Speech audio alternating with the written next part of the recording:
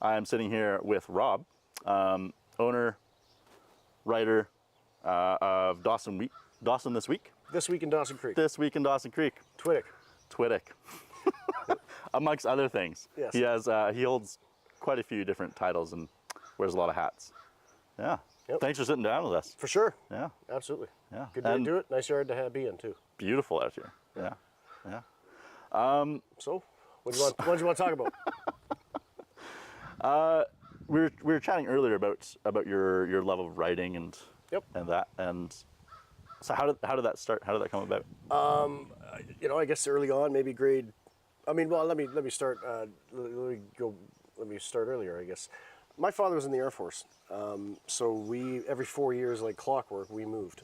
So we moved from Ontario to British Columbia on the island, and then to Germany for 4 years. And when we were in Germany, it was essentially when I was 7 to 11, 12 years old. Oh, wow. But we were stationed in Germany, peacekeeping after Yep. World War II, essentially still. Yeah. But we're on a Canadian Air Force, living in Germany, going to school in a Canadian Air Force base, on a Canadian Air Force base, but about 3 minutes from France. So we, instead of learning German, we learned French from the school, and then learned German because we lived in a German village. So I really early on, I didn't realize this till later, found an appreciation for language, economy of English, because I was quite literally one of 2 kids. My younger brother was the other one in this German village of people that, let's face it, didn't really like Canadian soldiers hanging out in rural Germany, making sure they didn't go back east, if you will. So learned a lot about the economy of language, all the comics. Yeah, it was a Superman comic, but until my last year there, I couldn't read it in German, so I had to make up what they were saying to each other, what Clark Kent's saying to Perry White, these sorts of things. And then because we were in Germany, my father, with the exception of going to Russia or Berlin, we could travel anywhere we wanted. So we were standing in the Sistine Chapel, looking at the Mona Lisa in the Louvre. Got to experience a lot of that before I was 10. And specifically in Germany, other than the odd BBC radio, there's also no entertainment in English. So learned a lot, especially in the 80s, VHS and VCR rentals. That was the main form of entertainment on the Air Force base. The Air Force base had 4 video stores. Wow. They were the only ones in Germany, Right. or at least West Germany at that point, because it was the Canadian bases and families renting all these movies because there's nothing to watch in what we'll call American English. Yeah. So again, took in a lot of media when I was formative.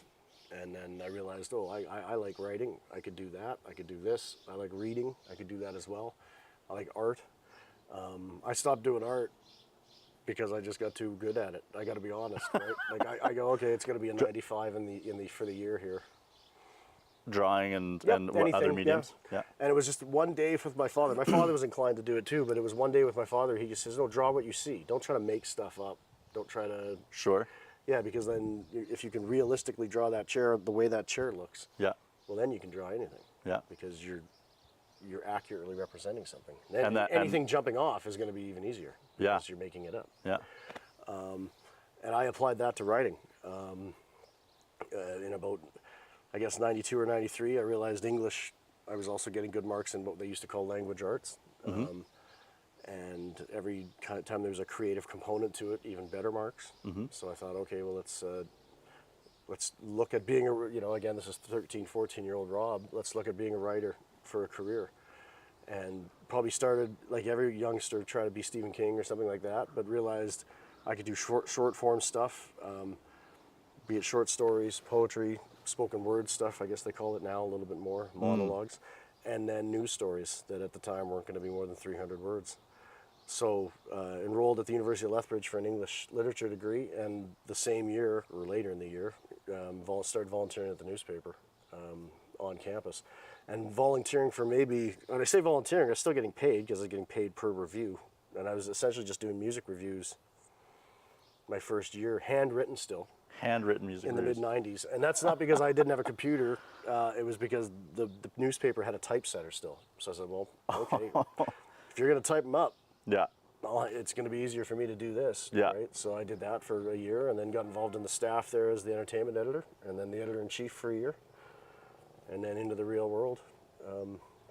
I mean, Lethbridge as a reporter. is the real world. Yeah, well, yeah, but off university. I mean, they're paying us, yeah. but we're not getting paid full time to do it, Yeah. or full-time wage to do it. Yeah. And spent 8 years in southern Alberta, and then 4 years in Winnipeg with the Free Press team there, and then back to southern Alberta with the same paper for 4 years, and then the last 10 years has been up here in Dawson Creek as the editor of the managing editor of the Mirror.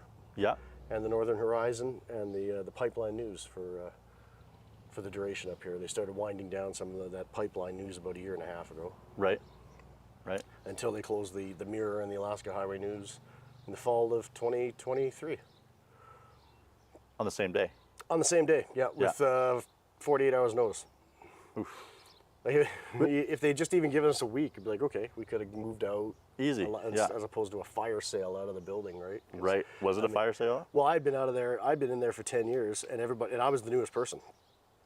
And now, granted, I had a bigger office and more stuff to haul out of there, but yeah, Sure. they were. Oh, yeah. The other 3 staff that had been there, one of them had been there 25, 30 years, as long as I'd been working in the industry. She'd been in that office, so people, there was stuff coming off the walls, and then underneath that was paint from the original add-on. Oh yeah. From 25 years ago to that building. Yeah.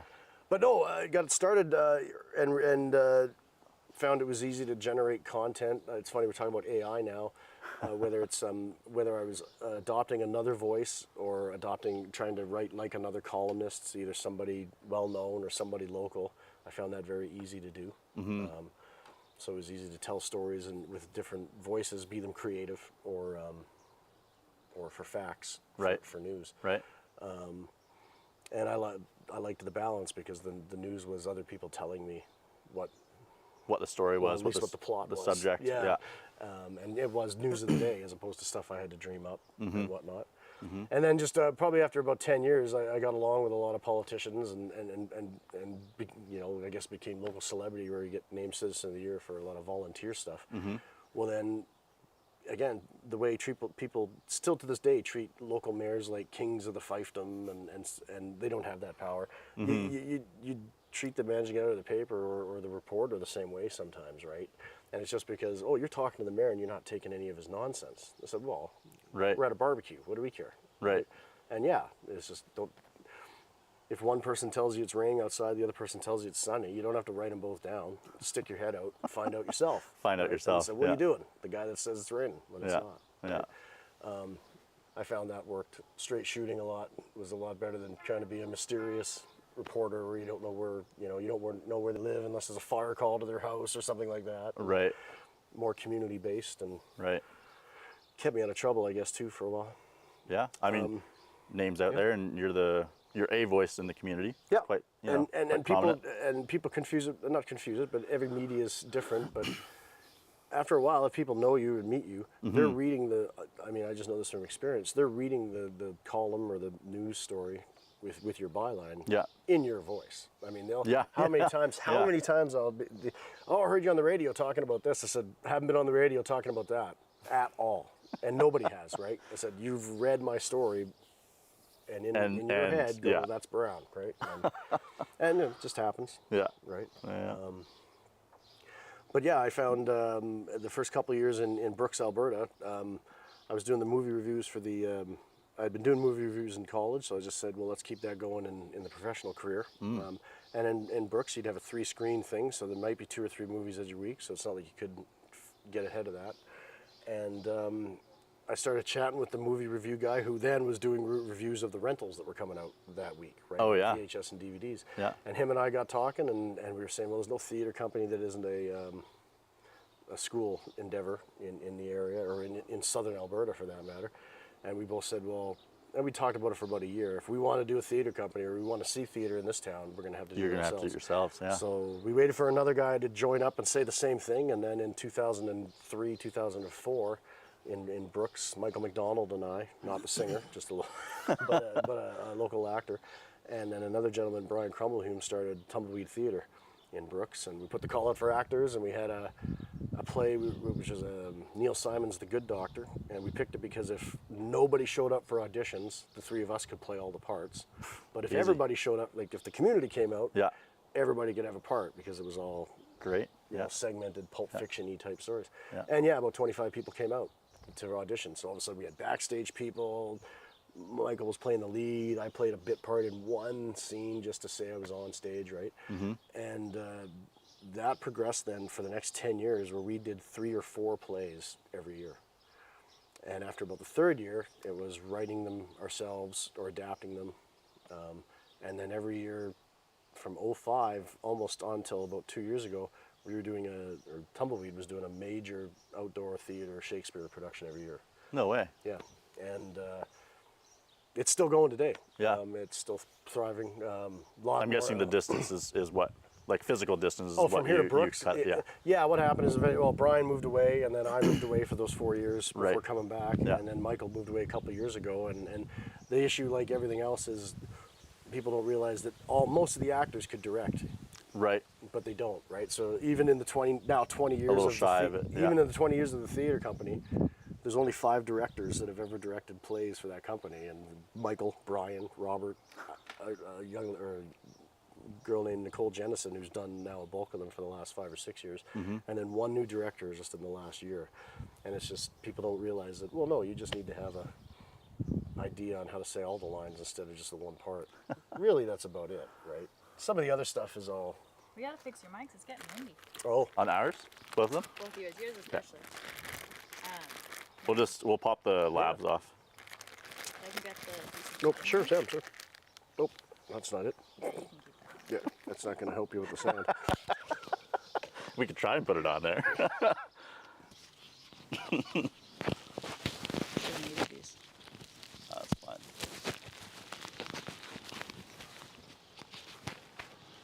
Here you are.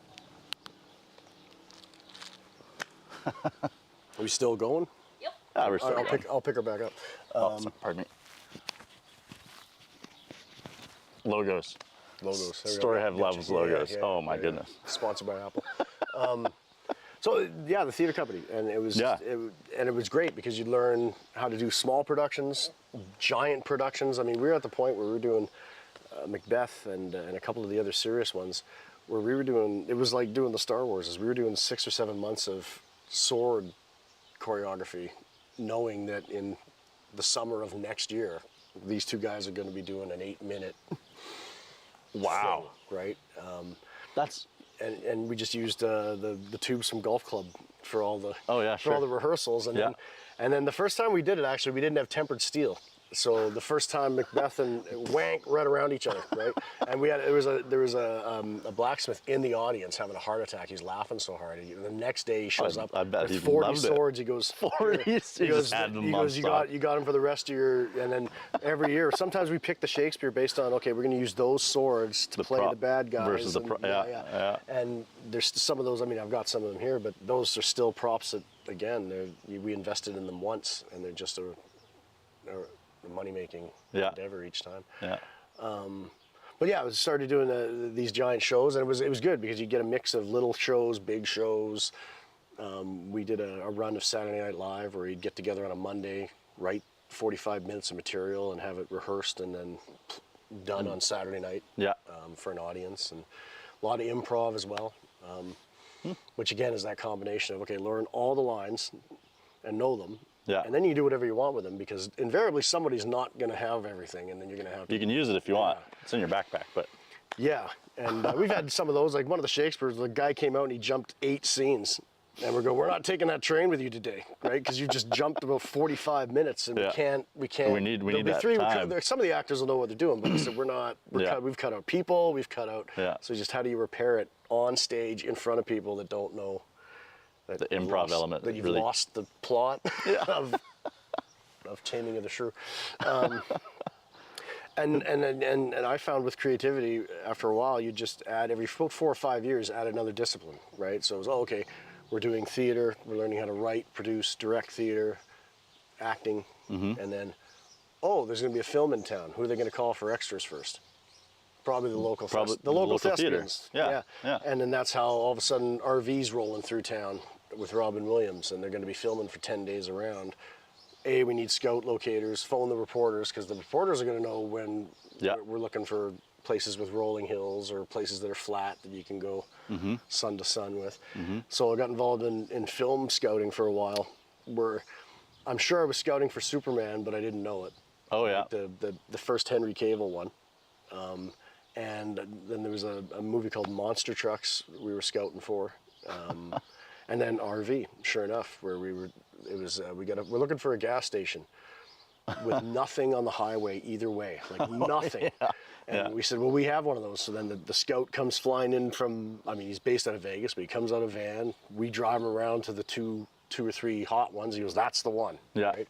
And then cut to a year later, And the circus is in town. yeah, and exactly. Circus being filmed. Robin and Jeff Daniels and a bunch of other, the other JoJo were there, and you're there for 3 days, right? And it was, just like in Brooks, it was funny because in '92 they were living off Clint Eastwood coming for Unforgiven, and then for the next 10 years it was Robin Williams and Jeff Daniels and RV. So was that your intro into the film? For the big world? stuff, yeah. I mean, I did some stuff in university, and then I think for the theater company we did a couple film-based. Every once in a while, like we did a telethon thing where we'd cut to the pre-shot film stuff. The telethon was a rip-off. That was so there was we had some acted stuff like that. But yeah, the main stuff was RV, and then that leads to you could do tourism commercials in the area, or we're looking for somebody that's going to play customer 5 at a gas station or car wash or whatever it is. Yeah. And the scene is when Robin Williams comes out of the bathroom and he gets his laptop stolen, I think is the deal, and he goes running out, and I'm the guy in the line of people buying gas three deep. But 2 days to film what amounts to 15 seconds. Oh yeah. Good, a lot of craft services that weekend.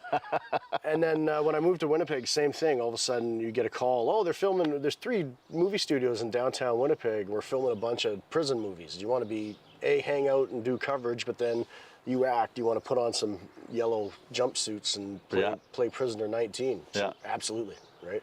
And it was one of those ones where we're talking to a guy, I go, I wonder who's in this.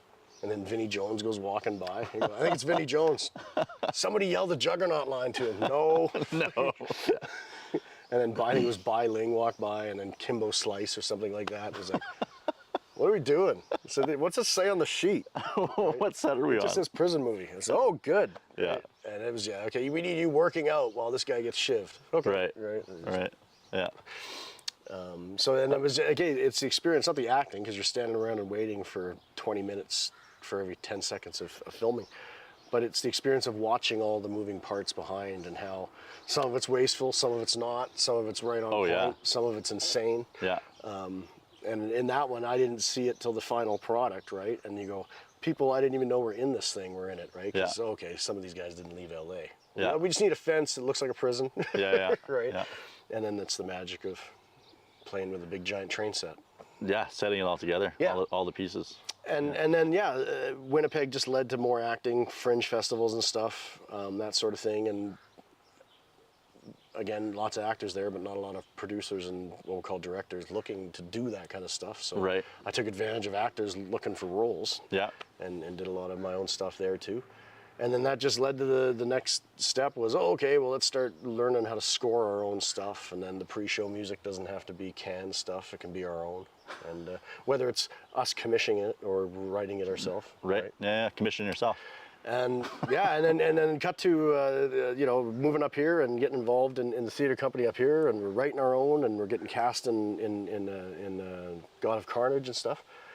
And the other editor, the editor of the Alaska Highway News, Matt Prepost, and I co-wrote a dinner theater thing that had 40 minutes of music, some of it original, some of it covers, but the covers were rearranged. So we built a band with people and put them together in a room, and then say, play this like this, and use these instruments for these ones, and wrote this thing. And it was great production, went exactly how it should. And I turned around and I said, but every time we do one of these, every single time, they usually sell out, but it doesn't matter how many shows we have. People always say, they missed it, they weren't in town, we didn't know about it.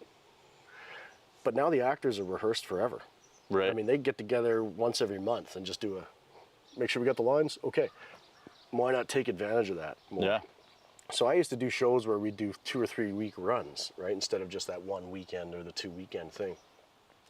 And I just thought, I'm doing this backwards. I should be taking the same amount of money that we know we're going to make on the thing with the ticket sales, because you plot for 30% sales, and then at 31% you're into the profit. You're in, yeah. And do this with movies, because then in this day and age, once the movie's shot and you're good, the entire thing's on a flash drive. Let's get out of here, right? Yeah. And then just forwall it wherever you want. And then, other than the pandemic kind of throwing a monkey wrench into that, that would have been kind of the next. The next move. Well, it is next the step. next Yeah. step, but more of a consistent one than Yeah.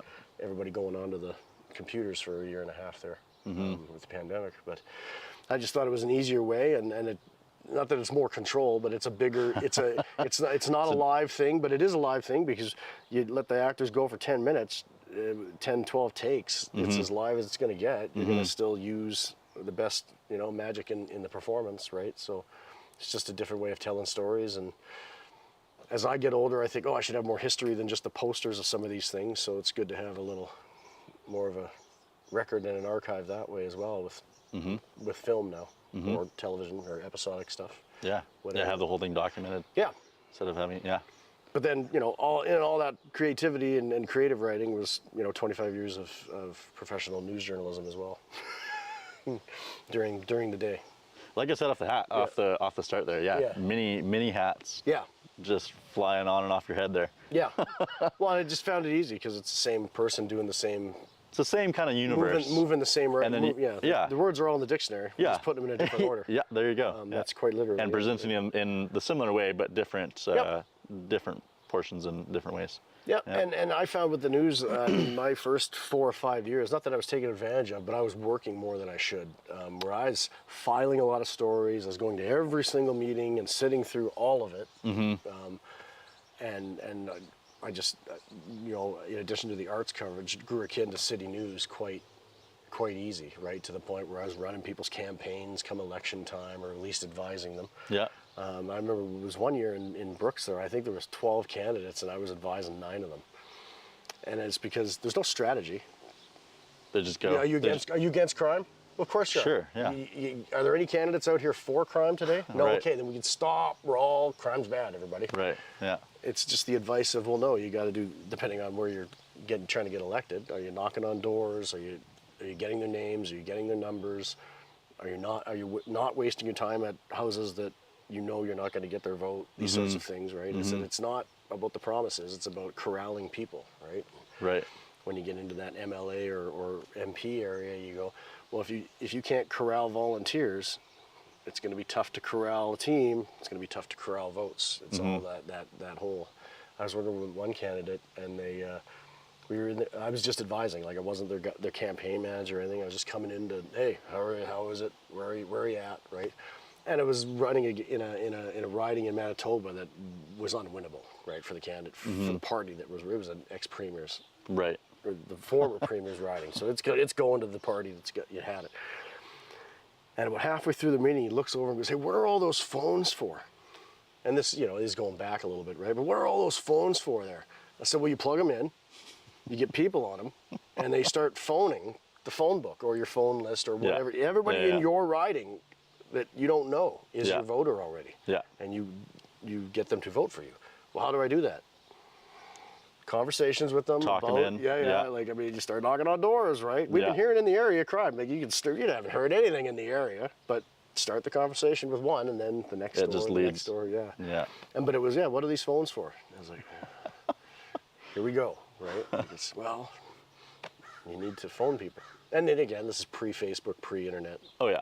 pre-real internet. Yeah. We're just Yeah. pre-YouTube, Between the era of going and knocking on doors versus a pamphlet, and then the phones came in. Yeah, well, and it's Yeah. still the era now. Like, I mean, it's Oh, yeah. it's. I mean, you can go online and on Facebook and stuff, but I mean, the bigger cities, it's still, it's more doors. Yeah. But you're Here still the doors are knocking on spread out. a finite amount of doors, Yeah. right? With a finite amount of people behind them that are Yeah. potential voters and not children. Yeah.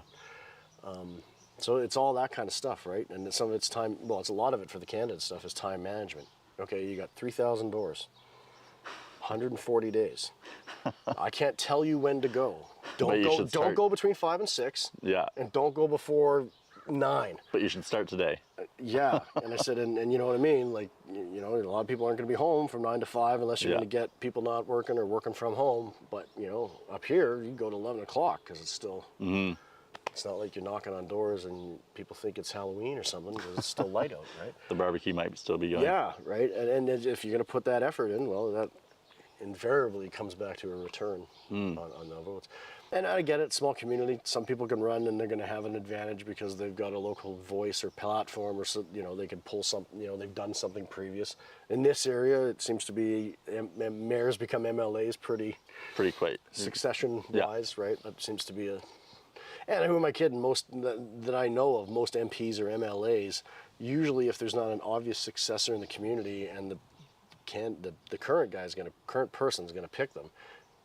Often not, it's their secretary that they've had that's been working it for the last 8 years, right? That's happened. They know it happens a inside lot, out. right? Yeah.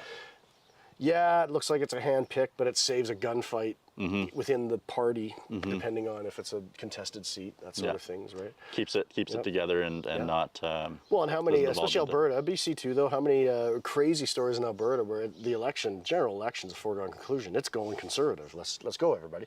But at the seat nomination, it's open because of all of a sudden, well, anybody can sell the memberships. You know, I can go sell 500 memberships, and then presumably those 500 people are going to vote for me in the seat nomination, because that's the real election in a lot of ridings, right? Anything where one party's got a clear runaway. Yeah. And more provincial than federal, but you go, well, we just got to wait for the candidate to get reelected or not, right? Or not. And in Alberta, there'd be a lot of those where there'd be a candidate sitting there going, okay, there's nobody running against me. Here we go. Let's have our rubber stamp meeting. And we advertised, we buried it in the paper in the classified, so nobody saw it, but we did advertise, so we're covered. And then hidden in the other room is another candidate with 600 other voters, and he's gonna walk in and go, I got my votes. Yeah. And then the other, you know, I've seen Landslide. that 4 or 5 times where the guy who thinks he's the incumbent just gets up and goes, I've lost, because I pulled this on them, and then they pulled it on me, right? So, you know, it's not as, especially the political stuff, where it's not as, oh, we're gonna promise this and then that's gonna get us elected, as opposed to, well, no, everybody's like saving money. People generally like art, whether they like the quality of it or not. People don't like crime, right? There's not too many wedge issues where it's like, oh, this is going to differentiate you from me, from candidate C. Yeah. Right. Yeah. So found that, you know, in the small town was a good learning experience too, to deal with people, deal with conflict, deal with, I mean, I've watched reporters come in for a day, these back in the day before Facebook, and they'd have a blog, and then they'd blog about all they're writing about for the week. And if you're in a paper, a market where there's competing papers. Oh yeah. You go, look at this. We know she's going to tell us every week what she's writing about. Let's go around on a Sunday and do it all. And then they'll think, you know, and the other paper will be wondering, what are they bugging us? Right. And it was just, okay, we got to try to recreate this photo knowing how she's going to shoot it, X, Y, Z, right? And, you know, reporters don't last a month because all of a sudden, well, what were you doing? Yeah, I was blogging about all the stories and the competition was, Right, and they go, was quite rightly going, well, we can do that. Yeah. And it's not that we didn't have our own ideas. It was just like, well, They're there. They're presenting we'll their cover own, and yours. then- If you're going to you give us the hand, you know, your Coles notes 10 days before the paper comes out. Okay. Yeah. And that's just that competitive. Again, it's lost in the online a little bit where. Somewhat. I mean, there's things like, you know, different platforms to find your so-called blog. Well, not so-called blog, but, you know, your new age blog. But, you know, up here in the Peace, for the last 10 years, I mean, Glacier had been buying up most of the newspapers, the weeklies, right? So they eventually they were owning the AHN and the Dawson Creek Mirror and the Peace River Block News, and started combining titles and seeing what would work. And I mean, I didn't live here to even know, well, no, Fort St. John and Dawson are going to be like Edmonton and Calgary, or sure, you know, they're not going to see eye to eye on much, right? Yeah. So the minute you're going to try to conflate them both, you better have a really good strategy to mitigate one community going, that's not us, or both of them, even worse, right? And so I think it was about 2 years before I got up here, so about 12 years ago, they tried to go one issue for both, and it didn't Work at all. fly, right? Yeah. And what they probably could have done was at least flip the front, so the A section be Dawson down here, and then up there flip them and Right. you know. And I think they were just running a single issue, right? So it probably didn't catch on, or I know Dawson didn't like it because it was still called the Alaska Highway News. So Right. then cut to 10 years ago, and okay, they're going to start two papers, or split them up, not start two. And I was brought in to be the managing editor of the Mirror, and then the Northern Horizon as well, which is the Alberta agricultural product. Okay, and being yeah. from Alberta, a lot of ag reporting and Right.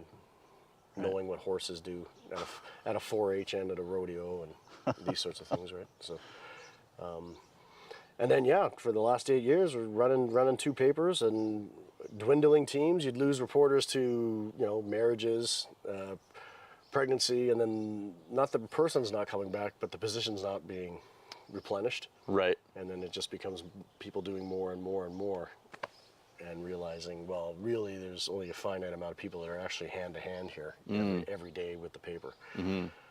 Like you said, being overworked and Well, being overworked's one thing. I mean, it's just working smart Yeah. as well, right? Yeah. Where, on the specific thing of editing and managing editing, and when we get down to it, creating the paper is paginating. I joke about this, but there's some people that they're going to light a candle, you're going to have a little seance, a little prayer before they do it. Where you go, no, you can lay out a 16 or 24 page paper in about an hour if you don't. You don't draw it out. Well, if you don't, yeah, right now. Yeah. Granted, it's going to take more time if you're also writing it all. But as long as you're not trying to write it as you're laying it out, I mean, it's just a matter of knowing your layout program and being very proficient in it. And I don't know if that's a case of people not being that anymore. Whereas I know, that's half the battle where, okay, if papers are paying 3 or 4 paginators in addition to the reporting and the sales staff, as you go, well, if you had one person that could do all of that, it would certainly help clear the overhead. Audience question. What do you like about working on newspapers? Because I'm cross-trained in all of it, or most of it, I would say. I started my first newspaper was the Meliorist in Lethbridge, and it had a film developing room that we turned into a lounge event, or a smoking lounge eventually before I left. But for my first year, I learned to develop film. And okay, we got that. That's good. The next day, we brought the digital cameras in. Like it was that. That and I was quickly. like, okay, great. Right? But at least I could say I'm from that era. But it's the idea that I could. It sounds like I'm writing the story, like I'm making it up. But the news of the day is what it is. So I don't have to think about it too much. It's going to happen. And then if all of a sudden I do want to write a story about that chair, I've got the ability to do that as well and make it interesting for why people should read it for at least 350 words or a couple minutes of their day.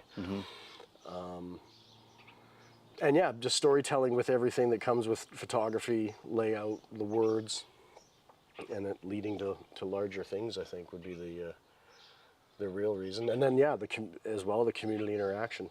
I don't seem to have a problem interacting with people as well. So Yeah. What made you start this week in Dawson Creek once the Mirror shut down? Sure. Just in my experience, this is not my first paper, and it's certainly not the first paper that I've worked for that I've outlasted. But normally I'm already working at another paper when they close a former one down. But I knew in the summer we weren't. At the end of the last year, what was happening is I was creating the Dawson Creek Mirror, the Northern Horizon, and the Alaska Highway News in Fort St. John. And now there was another reporter in Fort St. John, and we had a couple sales reps. But at the end of the day, I was the one, it's managing editor of all of them. And when I'd hit send, it would go to Prince George for a while, but then it went to St. Albert. And we wouldn't even cover the truck coming back as far as the cost with all the papers, right? Let alone trying to heat Quonsets that are 80, 100 years old. Right. Especially through winters up here, and the bill's $6,000. You're behind on a lot, right? So in the summer, I kind of thought the writing's on the wall here. So I talked to a couple community leaders and community leaders, and said, I think this is going under here. And in fact, in October. Right. Let's be ready if something does. So I've actually got a video where I'm printing off the last of the Alaska Highway News and the Mirror, and then I'm printing out a press release that This Week in Dawson Creek is coming out the next week. So yeah, what happened was the company gave us 48 hours notice, so they came up on a Thursday. Might have been 24 hours notice now that I think about it. They came up on a Thursday morning, and by 10 o'clock had said, okay, you're going to be out by tomorrow. And not only do we want you to do this week's issues, but we want you to do next week's.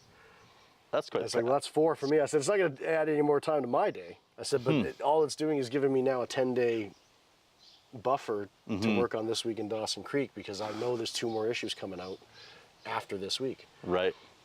So it was just a case of moving the office downtown to the Chamber of Commerce and going around and starting to make the sales myself. And again, right, it's having conversations and in things you've already done. And yeah, in this case, I mean, I've sold before. It's just a different conversation, but now it's even more personal because it is only me doing it. The overhead is me, you know, certainly with the Mirror, but then also the other products as well. There was only me and one other person doing it, and then a phalanx of other stuff related to the company, as opposed to I own the printer right in here and I print it here now, and that's it. And then I deliver it, and if I can't deliver it because I'm out of town, okay, somebody has the list and can do it for me. But we've been going for 9 months now, and is it a large list? I drop off. I do 1,500, and I drop off at every big box store, every restaurant. Obviously, the advertisers, the college. College is a little slower in the summer, but no. I mean, again, I delivered. I had done the Mirror's delivery route a few times, and the other papers I've worked for too. So you know, I can do circulation manager too. You're trying to build the circulation, not reduce it. So, and then even with my hat as just the Mirror, I was hand delivering downtown about 800 issues a week, just as part of my community glad handing, if you will. So, you know, if it's a fast day and nobody wants to have a chat with me, I can get the whole run done in about 2 hours. If I'm walking around and it's a little more chatty, then sometimes it takes 2 days. 2 days. Yeah, well, not 2 days, but spread over 2 days. Potentially. And the other thing I'm just not bound by is clicks on a website. So I don't have. I mean, I don't have a website. Right. So people, that's the other thing. Whereas I don't have a footprint. Unless you're in this community, you've picked it up. You don't even know it's around unless I tweet about it or Facebook a photo or something, right? It was word of mouth for us. And I should really get on that because, you know. So what I do a morning, 5 days a week, an email out that goes out every morning. Oh yeah. That's original each day. Yeah. And it's not just a grab off the paper. Right. And then that's the only thing that I'm tethered to each morning, where I usually set it up the night before. Right. And just hit go, and I just build the email list. Yeah. Yeah. Another audience question. Yeah. It seems really important for you to have no gap between when the Mirror shut down and then when This Week started. Why was it important? Lots. I mean, there's lots of reasons. The continuity of just not missing anything in the community. If I was going to do this was now going to be my job, as opposed to, you know, not only my job but my show. And to be honest, it was easier for me to go around telling people that the Mirror was closed and they hadn't heard about it yet, and getting them on board with mine, than it would be to try to convince them that I was replacing the Mirror after they had heard it. For example, at the exact same time, again, this is not that unpublic knowledge, but one of the last lines of the Glacier management, the senior, like the actual company, not the middle managers here, was, you can buy these papers for $1. And I said, I'll buy them both for $100. You just look how much more money you made on your offer. Right. And he looked at me and went, I'm not selling it to you. Right? And quite rightly, I wouldn't sell it to me either if I just got caught. But the reporter in the north took him up on that dollar idea. And it took about 5 months to get the deal. He's now the owner of the AHN, and he bought it for $1. It's an 85-year-old paper with nothing but history. And it was reduced to being bought for, you know, no debt, bought for the name alone. They could have sold it for $10,000. They could have sold it for more, right? But it got bought for $1. He's had a bit of a tougher go because the idea of, oh, we're doing the Alaska Highway News. No, it's gone. It's closed. it burnt, right? And then you try to have the conversation. No, I own it now. I don't, but the reporter does. Whoever's. And I'm helping him out with the advice, right? Where I'm just, okay, well, you're not going to find anybody that's going to lay it out faster than me. So I'll do that for free. You just let me know. And then his idea is, the plan right now is he's going every second week. He's only 3 issues in. And then when he gets going weekly, he'd like to print the second issue right here in Dawson Creek. And then, okay, it's truly home owned, in his case, family owned, and then and homegrown. But I just found, it was easier in the community to have the replacement already there. And I mean, the biggest, not a word of a lie, was about 4 weeks in, because we're going into Christmas, pretty good gangbuster ad time. One of the criticisms was quite literally, it looks too much like the Mirror. I was like, it goes that way when it's created by the guy that's been doing the Mirror for the last decade intentionally. Like, I mean, that was the whole point. Was, well, yeah, I'm going to, of course, the graphics I own are walking out of the office with me, and I'm using them again. Like that's, like our weather graphic is the Huey Lewis and the News weather album, because that's what it's been for 5 years. So that any of the internal stuff that was inherently me anyway. Yeah, I can't use that content, but I can certainly use the same everything that came with me being the voice of, certainly the voice and the direction of the Mirror and the Horizon. Yeah.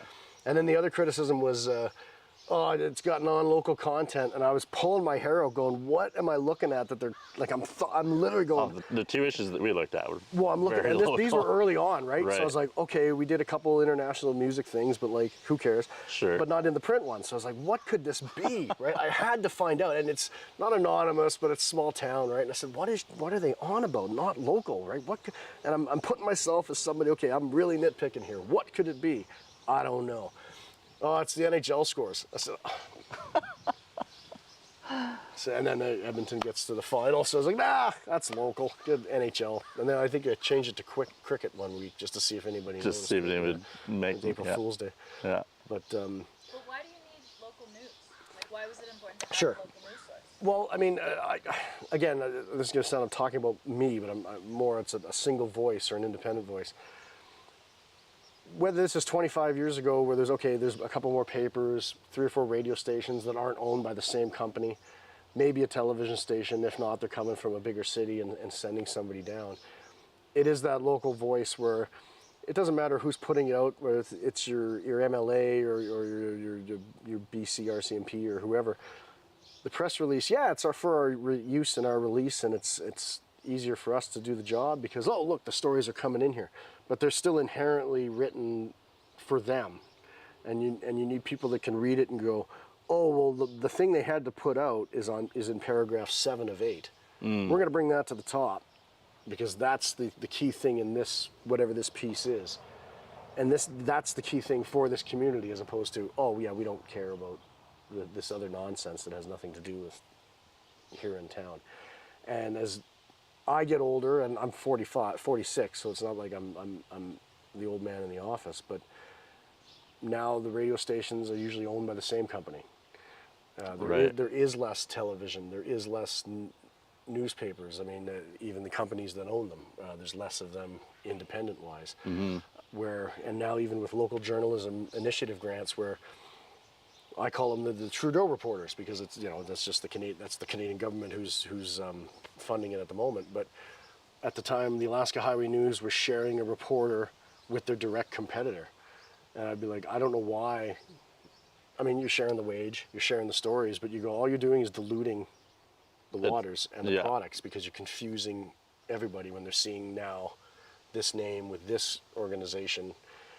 And I find with the community news, especially when you have bylines with a history behind them, whether it's because they've been in the community long enough or they've got a career in doing it, it just helps inform the community more.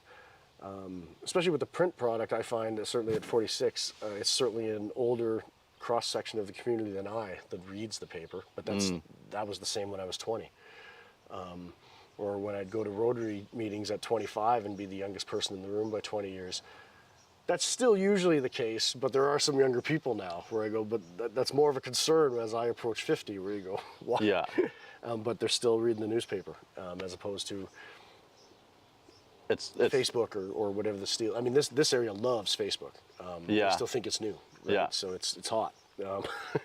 But in the same breath, this area, I'm not slighting the area or the services around it, but there's people that don't have reliable internet, but there's people that don't have phone lines. Yeah. And not by choice, they just haven't gotten to them yet. Right. It's 2025, right?